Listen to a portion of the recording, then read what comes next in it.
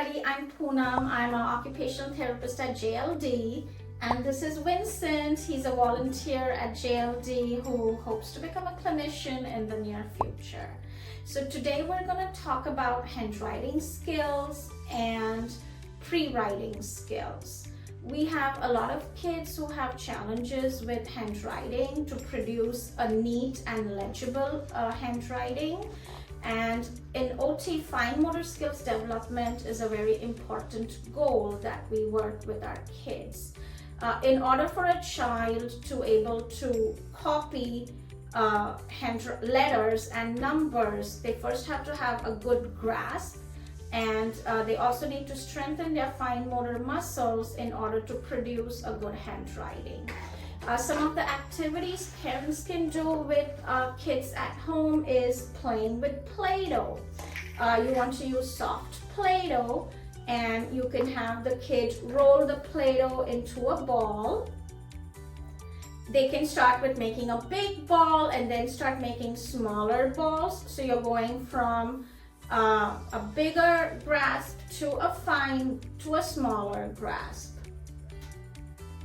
And also use two hands because the kids' dominance is still developing. They can also push down on the Play-Doh with each of their finger pads. Very good, Vincent. And they can also roll the Play-Doh and cut it with a plastic knife, cut it with scissors.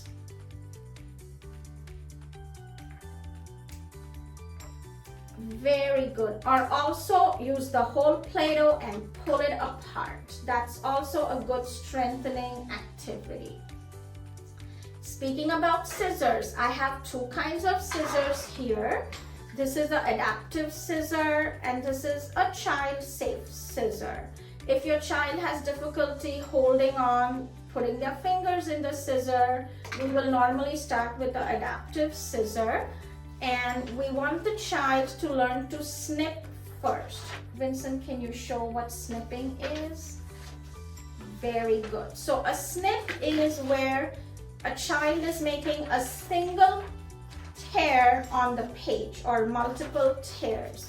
Cutting is where the child has to cut along a straight line by holding on to the scissor, and also hold on the page with one hand. So a child needs to use both their hands while cutting on paper. So using a Play-Doh, learning to cut with scissors, tearing paper, folding paper, making a crumple with crumpling the paper are also all good activities to strengthen their fine motor muscles. We can also use tweezers. These are plastic tweezers to pick up things from the table, and those could be anything. It can be Play-Doh, it could be your dry pasta of different shapes, it can be beads, it can be pom-poms, and that also helps in developing a good grasp for your kids. There are different types of grasps for handwriting. We first start with a palmar grasp. This is what you will see in infants and toddlers. This is the first step in holding any utensil, whether it's a marker or even a spoon. Then from this grasp, we go on to another grasp, which is a more radial grasp, where they're trying to use all their fingers to hold on the marker.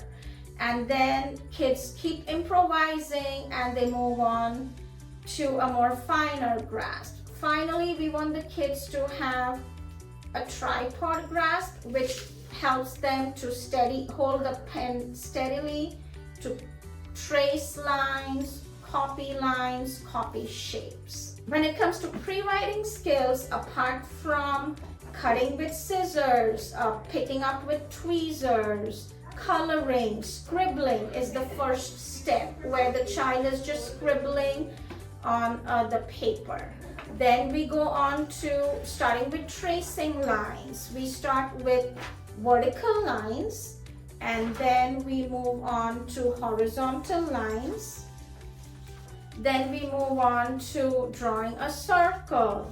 Kids can also learn to draw a curved line because a circle has curves. And then they progress on to different types of lines, wherein we have curved, we have the ups and downs, we have the valleys, we have all different types of lines, and then we move on to shapes as well. So we have the 4 simple shapes. You have a square, circle, triangle, rectangle. But kids don't develop copying these shapes all at once. Typically, kids will start with copying they learn to copy a circle first, then they move on to a square, and then they move on to a triangle. And this is the developmental stage for all of us. Some kids may learn to draw a triangle first before a circle, and that's okay. Each child is different. And then you can also have the kids joining dots. You get a lot of these activity books at the Dollar Tree or any store too. That also helps them to form different shapes, and it helps in their visual motor integration too. Again, to evaluate handwriting, we use a standardized test which is called the print tool. And there is a program called Handwriting Without Tears, which is used in many schools and also clinics to help kids improvise their handwriting. If you have any other questions, please don't hesitate to contact us. And here at JLD, we do offer this program. Thank you so much. Have a nice day. Bye. Thank you.